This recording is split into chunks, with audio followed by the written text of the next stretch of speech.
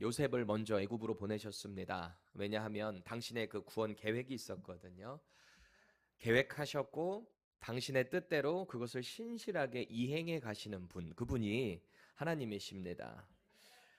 하나님이 왜 야곱을 먼저 노예로 팔려가게 하셨는가? 야곱의 가족을 살리시기 위해 미리 조치를 하셨던 겁니다. 그리고 그곳에서부터 구원의 계획이 시작될 것이기 때문에 보낸 거죠. 이 준비는요, 다름 아닌 아브람 때 약속하셨던 그 언약의 성취입니다. 이방의 객이 돼서 4대 만에 돌아오게 될 것이다. 그 일이 성취가 되려면 먼저 누군가가 그 애굽 땅으로 가야만 했던 거죠. 가는 길이 억울하고 이해 안 되고 답답하고 그럴 수 있어요. 그런데 이 모든 것들이 다 하나님의 계획 안에 있었다라는 사실을 우리는 성경을 통해 보게 되는 거죠. 그렇게 요셉이 17살에 어린 나이에 노예로 팔려갔고요. 30살에 총리가 됐고요. 그리고 나서 7년의 풍년이 있었습니다. 그리고 또다시 7년의 흉년이 오게 되는데 2년째가 됐을 때, 그러니까 토럴 22년 만에 이 형제들이 만나게 됐다라는 거죠. 하나님이 그렇게 준비하신 거예요. 이 요셉을 통해서 이 이스라엘이라는, 야곱의 이름이 이스라엘로 바뀌었잖아요. 그 이스라엘이 결국 하나님의 백성인 이스라엘 민족이 되는 것 아니겠습니까? 그것을 위해서 하나님이 요셉을 미리 쓰셔서 이곳에 오게 하셨다. 22년 만에 드디어 만났어요. 자, 다른 측면에서 보게 되면 이 22년이라는 준비는요, 요셉의 형제들에게도 회개의 기회가 되는 거였어요. 다 까먹고 살았을 겁니다. 동생 팔아먹고 22년이 지났으니 서로의 얼굴도 못 알아보게 됐을 테고요. 이렇게 만나게 된 것이 하나님이 준비한 요셉의 형들을 향한 회개의 기회다. 우리가 이걸 봐야 한다라는 거예요. 야곱의 가족이 살고 있었던 땅, 이 가나안 헤브론 땅이거든요. 그곳에서부터 이 이집트 국경까지, 제가 지리적으로 이렇게 보니까 약 한 190에서 200마일 정도가 됩니다. 190에서 200. 한국식으로 따지면 300에서 320km 정도가 되는 거예요. 우리가 정확히는 알 수는 없지만 이 오는 거리가 시간이 얼마나 걸렸는가 정확히는 몰라도 대략적으로 나귀를 타고 왔으니까 이런 언덕이나 뭐 중간에 좀 쉬었거나 뭐 이런 거를 다 포함해도 하루에 평균 20에서 25마일 정도는 걸어갔을 겁니다. 나귀를 또 끌고 가니까 또 어느 정도의 시간이 소요가 됐겠죠. 적어도 가는 데만 10일, 다시 돌아오려면 또 10일, 20여일이 걸리는 여정이었다라는 거예요. 그냥 어디 옆 동네 곡식 사러 가는 정도가 아니라는 거예요. 한 달 가까이 걸리는 그 시간을 왔다 갔다 했다라는 겁니다. 생각해 보세요. 한 집안의 남자 10명이 이 길을 갔어요. 한 집안의 남자. 기둥이 아예 그냥 뽑힌 상태로 갔다 오는 겁니다. 왜일까요? 이 먼 길을 왜 그 10명의 기둥들이 다 가야만 했을까요? 또 야곱의 집의 장남인 루벤부터 시작해서 10명이 다 갔잖아요. 왜냐하면 그만큼 집안에 사활이 걸렸기 때문에 그래요. 흉년이 시작돼서 버틸 만큼 버틴 거예요. 나중에 이제 보면은 요셉과 형제들이 이제 마주해서 얘기하는 그 순간, 서로를 알아보고 난 뒤에 요셉이 하는 말을 보면 압니다. 2년 만에 온 거예요, 이 사람들이. 7년 흉년 중에 2년 만에. 그러니까 22년이 된 거거든요. 집안에 사활이 걸렸어요. 이제 망하게 생겼으니까. 도저히 먹을 게 없으니까. 아버지 야곱이 너희들 언제까지 이렇게 가만히 있을 거야? 빨리 저기 가서 곡식 사와, 이렇게 된 거 아니겠습니까? 그렇게 이집트에 도착했는데 이집트의 실세 넘버 2예요. 넘버 2 총리입니다. 제국이잖아요. 얼마나 큰 강대국입니까 이집트가. 문명적으로도 정치적으로도 당시에 탁월한 영향력을 끼치던 나라 이집트입니다. 그곳의 총리예요. 총리. 그 실세가 이 형제들 10명을 딱 봤는데 뭐라고 오해를 합니까? 너희들 스파이야, 이렇게 얘기를 하는 거예요. 이게 웬 날벼락이 떨어지는 말이에요. 여러분, 스파이가 뭡니까? 그 나라를 염탐해서 적군, 자기 원래 본 군대를 데려오려고 하는, 뭔가 이 나라에 해를 끼치는 존재들이 스파이예요. 스파이 잡히면 어떻게 되는 거예요? 한국 같은 경우도 간첩 잡히면 어떻게 되는 거예요? 결국은 사형이에요, 원래는. 그렇잖아요. 제거 대상이라는 말이에요. 이 애굽의 2인자 총리가 그렇게 말을 하는 거죠. 얼마나 오금이 저렸을까요? 그 상태에서 이 총리가 그럽니다.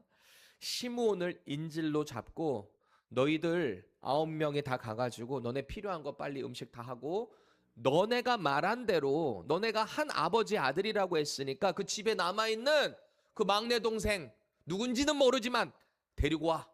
그러면 내가 너희들이 스파이 아닌 것을 믿어줄게. 이렇게 된 거 아니에요? 요셉은 이미 다 알고 있죠. 자기 정말 친동생 베냐민을 얼마나 보고 싶었을까요? 그래서 아직은 총리로만 있는 상태에서 이 9명의 형들을 집으로 보낸 거죠. 집으로 돌아가는 내내 이 형제들이 분위기가 어땠을 것 같으세요? 풀려나서 좋기는 하지만 지금 자기 형제 시므온이 인질로 잡혀 있잖아요. 9명이 돌아가긴 해요. 집에 가족들이 있기 때문에 그 곡식 갖다 줘서 일단 살리고 봐야 될 거 아닙니까? 아버지도 빨리 봉양을 해야 할 거 아닙니까? 그럼에도 불구하고 계속 이들의 마음 가운데 떠오르는 하나의 메시지. 22년 전에 요셉을 그렇게 하는 게 아니었는데. 이 사람들 갇혀 있는 동안 감옥에서 같이 갇혀 있었잖아요. 3일 동안. 그 가운데 분명히 죄를 직면하게 됐을 거란 말이에요. 그러니까 서로 그 이야기를 실갱이를 했던 거 아닙니까? 아유, 우리가 그때 요셉을 그렇게만 안 했어도 우리가 지금 이런 어려움을 당하는 게 아닌데. 남아있는 시므온을 보면서도 얼마나 마음이 애잔했겠습니까? 요셉이 계속 오버랩이 됐을 겁니다. 죄를 직면한 거죠. 당시 형제들은요, 요셉의 그 피 묻었던 옷을 아버지에게 갖다 줬거든요. 22년 전에. 팔아먹은 다음에 어떻게든 아버지가 너무 애틋하게 요셉을 사랑하니까 밉기도 하고 얄밉기도 하고 차라리 없어져 버렸으면 좋겠다. 그래서 그 동생의 옷을 동물의 피를 묻혀가지고 아빠 갖다 줬잖아요. 아버지가 대번 아유 내 아들이 찢겨 죽었구나 짐승에게. 내가 이 머리가 흰머리가 돼서 수월로 내려간다. 절규에 절규를 한 거예요. 나는 이제 죽어야 된다. 나는 죽어야 된다. 너무너무 슬프다. 절망의 상황이었지 않습니까? 그때 아버지를 아마 떠올렸을 거예요. 이 돌아가는 길에. 여러 가지 생각들. 아마도 제 생각에는 그렇게 요셉이 죽었다고 생각한 이후에 야곱의 삶이 어땠을까요? 이 요셉이 너무너무 사랑스러워서 색동옷을 입혔단 말이에요. 특별하게 대우를 했단 말이에요. 그때 뭐 베냐민이야 완전 애기니까 얘는 뭐 그렇다 치고 11번째 아들 이 요셉을 그렇게 지극정성으로 특별하게 얘만 색동적으로 입히고 위에 형들은 다 목동 양 치러 나가고 막 그랬잖아요. 아버지의 양들 가축 치러 나갔잖아요. 그랬다가 그거 감찰하러 갔다가 그렇게 봉변당한 거 아닙니까? 어찌 보면 요셉 때보다 이 남아있는 베냐민을 더 많이 애틋하게 했을지도 모르겠어요. 왜? 이 요셉에 대한 미안한 마음. 아빠가 먼저 떠난 이 요셉에 대한 아픔. 요셉에게 미처 다 주지 못했던 그 사랑을 베냐민에게 더 쏟아부었을지도 모르겠어요. 아마도 그 상황에서 형들은 어떤 생각을 했을까? 이거는 성경에 나오는 건 아니에요. 저의 상상입니다.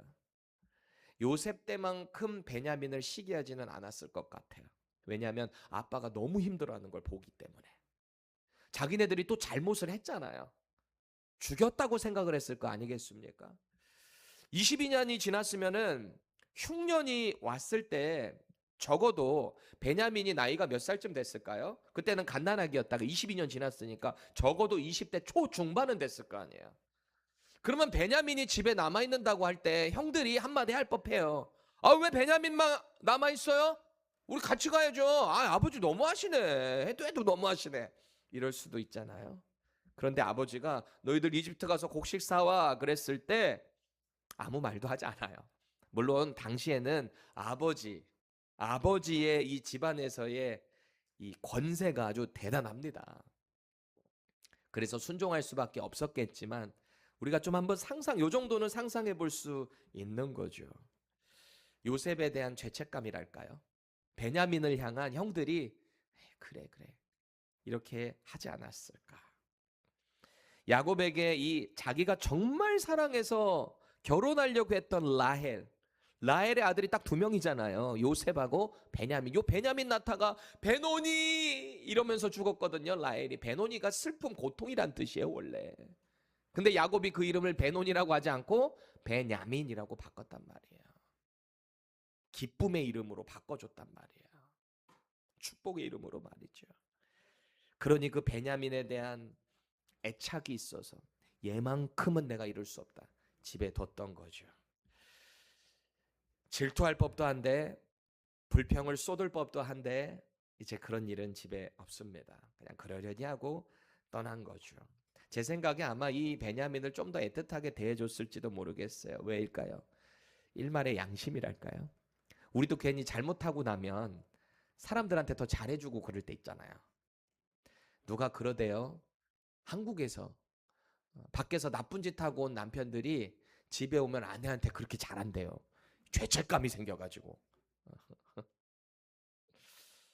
아무튼 간에 오늘 본문의 내용을 보니까 이 애굽의 총리 명령대로 이제는 그 막내 동생을 데려오는 조건으로 돌아왔잖아요. 그럼 이제 기회를 봐야 되는 거예요. 오늘의 본문의 내용이 다 지금 애굽에서 어떤 일이 있었는가를 그 시츄에이션을 다 아버지에게 설명하고 있는 장면입니다. 그리고 이 형제들은 그 베냐민을 어떻게 데려가야 될까? 그 기회를 지금 보고 있는 거죠. 자, 보세요. 돌아오는 길에 여관에 머물렀어요. 낙이 또 이제 물도 줘야 되고 또 여물도 먹여야 될 거고 말이죠. 거기서 그러고 있는데 이 자루를 가지고 왔을 거 아닙니까? 곡식에다가 뭐 이거 이제 집으로 가져갈 거. 근데 자루를 딱 열어봤는데 이 사람들이 깜짝 놀랍니다. 분명히 애굽에서 자기들이 곡식 살려고 했던 그 돈 지불했거든요. 지불 분명히 했거든요. 근데 그 돈이 그대로 돈 뭉치가 여기 들어있는 거예요. 지금까지 정탐꾼으로 오해받아가지고 지금 돌아가는 길에도 찝찝하게 이 시므온 형제 내버려두고 가고 있는데 이제는 도둑으로까지 몰릴 상황입니다. 아마 하늘이 무너져 내리는 것 같았을 거예요. 그것도 감히 이집트의 절대 권력, 그 총리의 것을 훔쳐간다라는 느낌을 받았을 거예요. 이 공포의 순간에 이들이 보인 반응을 한번 보세요. 본문 28절입니다. 그가 형제에게 말하되, 이거 발견한 그 사람입니다. 자기 형제들한테 내 돈을 도로 넣었도다. 부으라. 봐봐. 이게 자루 속에 그대로 있어. 이에 그들이 그 사실을 알고 보고 혼이 나가버린 것 같은 거예요.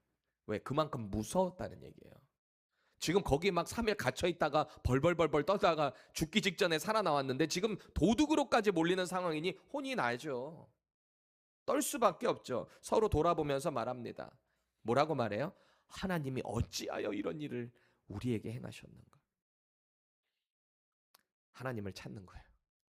절망해. 오도 가도 못해. 지금 이제 어떻게 해야 할 바를 알지 못하는 상황에 하나님 어떻게 우리한테 이렇게 하실 수가 있습니까? 너무 절망적인 상황인 거죠.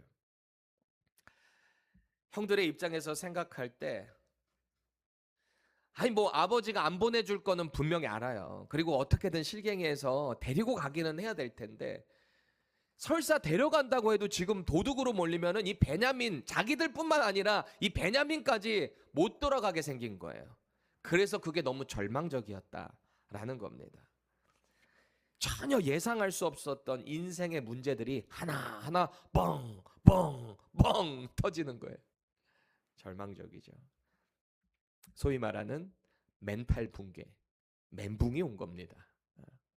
여러분 사람이 언제 자기 자신의 삶을 돌아보는가? 어떤 심리학자가 이렇게 말을 하는 거예요. 우리가 언제 내 삶을, 내 인생의 뒤를 돌아보는가? 전혀 예상치 못한 인생의 문제들이 빵빵 터질 때 뒤를 돌아보게 된대요. 왜 이런 일이 생긴 거지?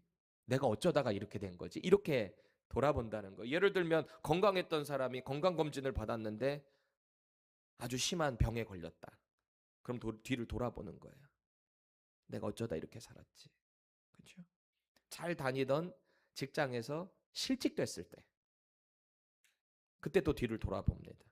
굳게 믿었던 사람이 나를 배신하고 떠났을 때, 내가 그 사람한테 이렇게 하면 안 됐었나? 뒤를 돌아보는 거죠.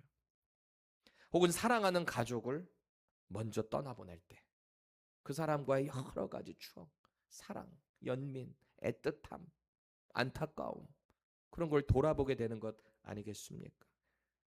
그렇게 예상치 못한 일이 문제를 탕탕 만나게 될 때 우리는 삶을 돌아보게 된다. 사실 우리는 언제나 인생의 문제들은 피하고 싶어요. 나는 인생의 문제 만나는 것이 너무너무 즐거워요. 손 들어보세요. 너무너무 행복해. 하나님이 나를 이렇게 연단시키려고 하는 거구나. 하나님 감사합니다. 또 이렇게 문제를 주셨네요. 이런 분 있어요? 없어요. 솔직히 말만 그렇게 하지. 그 문제 만나면 다 무서워요. 저도 무섭고요. 다 두려워요. 믿음으로 극복해낼 뿐이지 연약한 인간들이기에 그런 문제들 만나면 어렵다고요. 또 예상치 못한 일이 터지면 힘들 수 있는 거죠. 그런데 우리가 이거는 분명히 알아요. 하나님은 때때로 그 문제를 통해 우리를 멈추게 하실 때가 있어요. 뭔가 돌아보라는 거예요. 때로는 나의 죄를 돌아볼 수도 있고, 때로는 내가 하나님을 의지하지 못한 가운데 교만한 것은 없었는가, 그 문제를 통해 돌아볼 수 있습니다. 오늘 요셉의 형들이 꼭 그런 것 같아요. 먼 나라 이집트까지 갔다가 지금 20일 거에 걸쳐가지고 곡식을 사가지고 집으로 돌아옵니다. 무사히 도착했어요. 사실 기쁜 일이잖아요. 임무를 다 완수한 거잖아요. 곡식도 사가지고 왔고 이제 가족도 살게 된 거잖아요. 그런데 기쁘지가 않아요. 왜요? 지금 이집트에 여전히 자기 형제 시몬 잡혀 있거든요.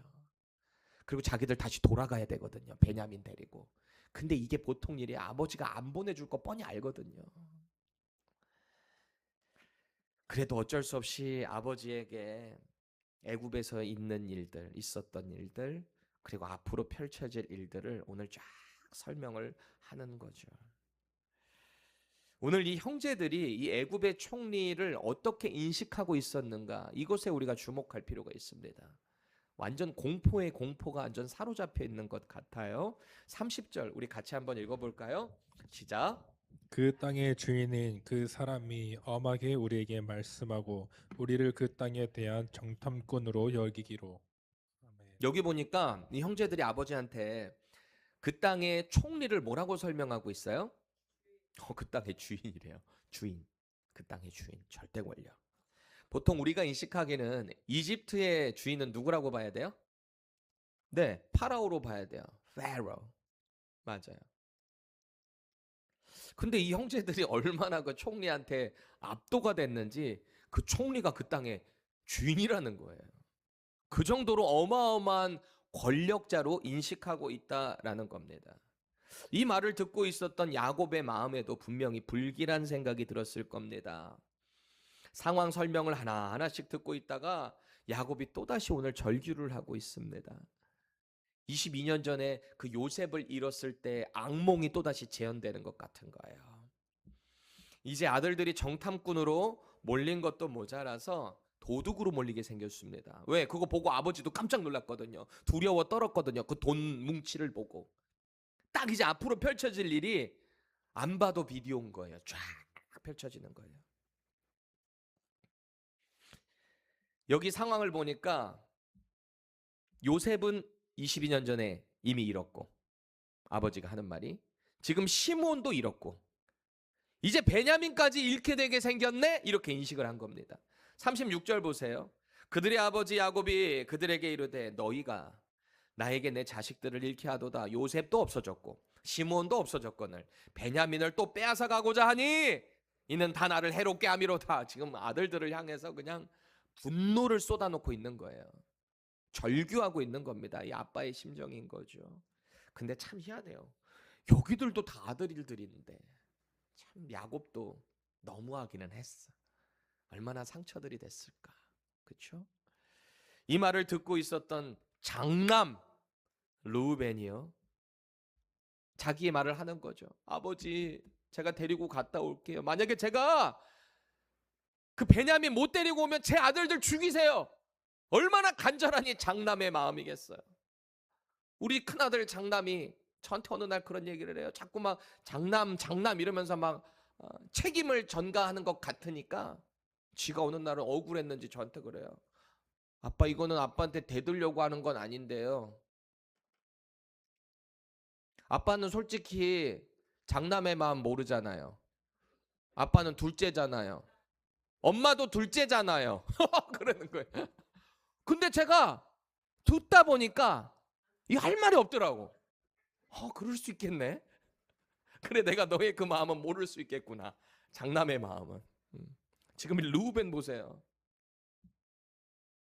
그 베냐민 살려 데려오겠다는 거예요. 자기 금쪽 같은 두 아들 죽이셔도 됩니다. 제가 아버지의 마음 분명히 제가 해결하겠습니다. 제가 책임지겠습니다. 또 이 말을 듣고 있었던 르우벤을 비롯한 돌아온 나머지 형제들의 마음이 얼마나 무너져 내렸을까요? 아버지는 여전히 우리는 아무것도 아니구나. 집안의 붕괴예요. 집안의 붕괴. 다 마음이 찢어지는 거예요. 다. 누가 지금 이런 상황을 상상이나 했겠습니까? 그냥 곡식 사러 갔다 왔는데 지금 집안이 붕괴되게 생겼다니까요. 이걸 우리는 알잖아요. 계속해서 하나님이 이 집안을 다듬어 가고 계시는구나. 하나님의 백성으로 만들기 위해. 때로는 절망 가운데 있는 것 같지만 하나님께서 이 상황을 통해 그 구원의 길로 인도하고 계시는구나. 우리는 이거를 봐야 한다라는 겁니다. 그런데 이 사람들은 지금 그걸 알 리가 없죠. 하나님이 그러시는 것 같아요. 우리 안에 죄가 해결되지 않으면 우리는 하나님의 백성으로 살 수가 없어요. 우리 안에 뭔가가 해결되지 않으면 하나님께 쓰임을 받지를 못해요. 마음이 편하지도 않아요. 여러분, 지금 이 요셉의 형제들은 자신들에게 계속 재수없다, 요즘 말로. 왜 이렇게 꼬이냐 일이. 그냥 이렇게만 생각했을지 모르겠습니다. 그런데 하나님은 문제를 만들고 계신 게 아니고요. 그들에게 회개를 요청하고 계신 거예요. 더 하나님을 붙잡으라는 그런 장치 가운데 이들을 인도하고 계신다라는 거예요. 그래서 오늘 하나님이 구원받아야 할 이 이스라엘의 가정 두 가지 방법으로 이들을 다루고 계세요. 첫 번째, 하나님은 당신의 백성들을 죄 앞에 직면하게 하신다는 거예요. 그 죄 앞에 딱 페이스하게 해요. 인카운터하게 하신단 말이에요. 왜? 정확히 자기의 죄를 봐야, 자기의 연약함을 봐야, 자기의 믿음 없음을 봐야 믿음의 주이신 그 하나님을 바로 볼 수 있기 때문입니다. 보세요. 돈이 발견된 것은 단순한 해프닝이 아니에요. 해프닝이 아니에요. 하필이면 오늘 또 이런 예화가, 프레시한 예화가 있네요. 제가 집에서 뭐를 주문을 했어요. 근데 이게 조금 딜레이가 됐습니다. 그 아마존에서 딜레이가 됐어요. 그러면서 난 분명히 받았는데 그 물건이 오늘 또 왔어요. 그게 거의 100불 상당의 건데 이게 두 개가 온 거예요. 난 하나 시켰는데 두 개를 받게 된 거죠.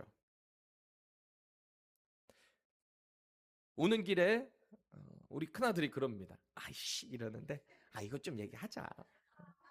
원래 목사님 아들들은 다 그렇게 까발려져. 어쩔 수 없어. 우리 큰아들이 그래요. 아빠! 우와, 그거 두 개 냈으니까 이거 또 쓰면 되겠다. 저도 사실 나오는 그때 마음이 뭔가 좀 싱숭생숭하더라고. 이거를 리턴을 해야 되나? 하나님 감사합니다 하고 써야 되나? 제가 어떻게 했을까요? 아들한테 당당히 마음의 결단을 하고 나왔기 때문에 마침 우리 아들이 또 그 얘기를 하길래 아니야, 이거는 리턴을 해야지. 하나님의 사람은 그렇게 살아야 돼. 그런데 순간 제 마음에 감사가 있는 거예요. 이런 양심 가운데 누가 뭐라 그럴 사람 아무도 없어. 근데 하나님이 보시잖아요. 근데 이거를 우리 아들에게 가르칠 수 있다는 게 제가 너무너무 감사하더라고. 제가 입 쓱 닦아버렸으면, 제가 저 지금 자랑하는 게 아닙니다. 하나님의 사람은 그래야 되는 거잖아요. 그런데 이미 이메일로 온 것은 너의 그 리턴이 접수가 됐기 때문에 5 to 7 days 안에 이게 리펀이 될 거다, 너의 카드로. 네가 결제한 카드로. 그래요. 이거 교회 물품 아니면 제 거거든요. 마음에 또 막 계속 걸리는 거야. 이거 어떡하지? 나는 리턴하기로 신청을 했는데 얘네가 리펀드를 해주면 그럼 나는 이걸 공짜로 쓰는 거잖아요. 어쨌든 요거를. 이게 또 막 싱숭생숭하는 거예요. 나는 최선을 다해서 했는데 그럼 이것도 하나님 땡큐하고 받아야 되는 건가? 설교 들어오기 직전까지 제 마음이 그래서 채팅을 했습니다. 아마존에. 나는 이거 듀플리케이트로 받았기 때문에 나는 이미 받았다. 나는 리펀을 필요 없다. 너희들 주지 않아도 된다. 그래서 그러면은 좀 그래도 너 가져라 이럴 줄 알았더니 오케이, 너 리펀 필요 없는 거 알았으니까 안 주겠다. 이렇게 결론이 됐는데요. 놀라운 사실. 그 글을 보자마자 제 마음에 평안이 확 찾아오는 거예요. 죄라는 게 그래요. 자꾸 다른 생각을 하게 만들잖아요. 저도 연약할 때가 엄청 많거든요. 그게 뭐라고 그 100불 얼마짜리가 내 마음을 그냥 막 계속 그냥 막 휘젓는 거예요. 휘젓는 거예요. 보세요. 오늘 돈이 발견된 게 해프닝이 아니라고요. 해프닝이 아니라고요. 뭔가에 하나님의 사인이 있는 거예요. 사인. 그 사인을 알고 그 시험을 제대로 통과를 해야 그 다음에 하나님의 백성으로서 하나님이 하시고자 하는 일에 내가 당당하게 쓰임을 받을 수 있다라는 것을 믿으시기 바랍니다. 하나님은 더 이상 이 요셉의 형제들이 자기들이 저지른 죄를 외면하게 두시지 않는 거예요. 그 돈 뭉치를 보는 순간 엄청난 부담감이 밀려올 겁니다.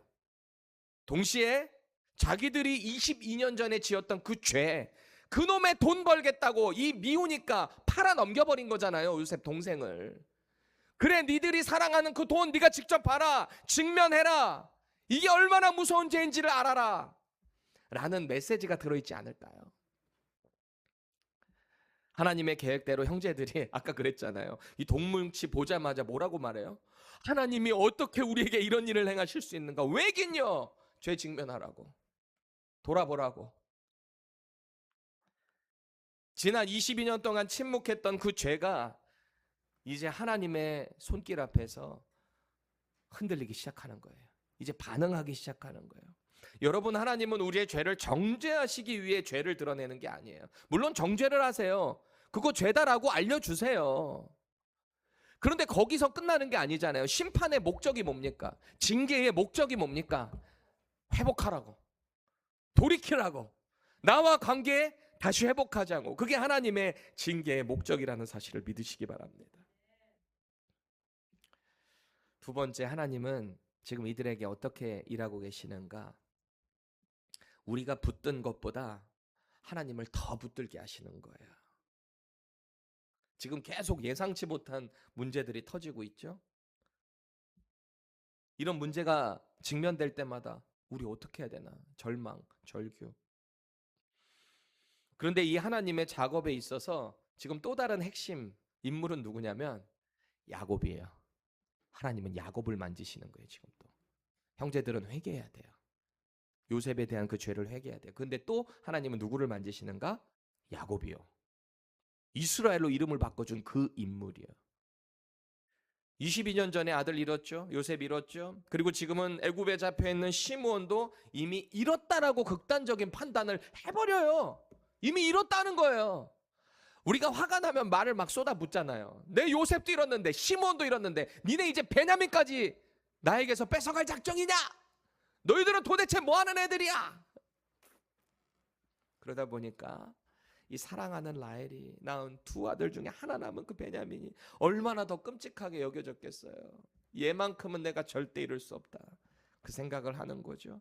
38절 보세요. 이 야곱의 절규를 우리 생동감 살려서 세 번역으로 한번 볼게요. 같이 한번 읽습니다. 시작. 야곱이 말하였다. 막내를 너희와 함께 그리로 보낼 수는 없다.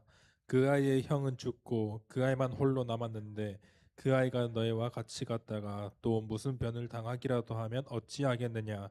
너희는 백발이 성성하니 늙은 아버지가 슬퍼하며 죽어서 수월로 내려가는 꼴을 보겠다는 거냐. 아, 박 전도사 이건 조금 더 감정을 실어가지고 읽어줘야 돼. 그랬다는 거냐? 막 이렇게 읽어줘야 되는 거지. 연기를 또 가르쳐야 되나 우리 전도사님들. 이제 하나님은 야곱이 끝까지 붙잡고 있는 이 베냐민을 놓게 하실 거예요. 지금 그걸 하시려고 하는 거예요. 이 베냐민 붙잡고 있는 거거든요. 왜? 이 요셉에 대한 슬픔 때문에 얘를 더 잡고 있는 거예요. 이게 지금 할 말입니까? 하나님의 언약 백성, 그 통로가 된 이스라엘이라는, 하나님과 겨루 이겼다라는 이름을 가진 이 야곱이 베냐민 잃었다고 자기 백발이 돼가지고 수월로 내려가게 둘 거냐, 이런 말이 않기나 하냐고요. 하나님의 언약의 통로가 말이죠. 그래서 하나님은 그 베냐민을 놓게 하시는 거예요. 베냐민이 애굽으로 내려가야 온 가족이 살 수 있어요. 베냐민을 떠나보내야만 22년 전에 잃은 그 요셉을 만나게 될 수 있습니다. 베냐민을 보내야만 하나님의 그 구원 계획, 그 언약이 이루어지는 것을 보게 되는 거죠. 그래서 놔야 돼요, 베냐민을. 야곱은 아들들을 잃는다고 생각했겠지만 하나님은 지금 회복을 준비하고 계신다니까요. 참 우리는 제3자 입장에서 이 장면을 보니까 쉽게 말할 수 있겠지만 이 당사자들의 입장에서는 얼마나 답답했을까요? 여러분, 우리는 문제를 이렇게 딱 인카운터 마주하게 될 때 내게 남아있는 것을 붙잡아야 안전하다고 우리는 생각을 해요, 자꾸. 아, 이것마저 잃으면 안 돼. 우리는 그렇게 생각할 때가 있거든요. 성경에도 보면 이런 사례들이 얼마나 많이 나옵니까? 어느 날 부자 청년이 예수님을 찾아옵니다. 그리고 영생을 구합니다. 영생을 어떻게 얻을 수 있을까요? 제가 율법도 다 지켰고 참 착하게 살았는데 말이지요. 예수님 뭐라 그러셨어요? 이 부자 청년에게 네 소유를 다 팔아서 가난한 자들에게 나눠주고 나한테 와. 그러셨단 말이죠. 이 청년이 어떻게 반응해요? 심히 근심하며 돌아갔어요. 예수님께 나아가지 않아요. 당장 눈에 보이는 재물이 영원한 생명보다 더 크게 느껴지기 때문이죠. 이걸 꽉 붙잡고 있는 거예요. 저와 여러분들에게 그런 면은 없을까요? 지금 뭘 그렇게 붙잡고 계십니까? 신실하신 하나님보다 내가 더 의지하고 있는 그것은 무엇입니까? 많은 사람들이 하나님 잘 섬기겠다고, 신앙생활 잘 하겠다고 말을 합니다.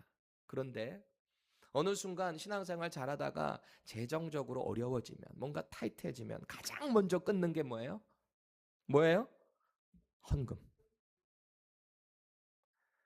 비즈니스가 바빠지고 공부할 게 많아지면 가장 먼저 줄이는 게 뭐예요? 레저 생활, 게임일까요?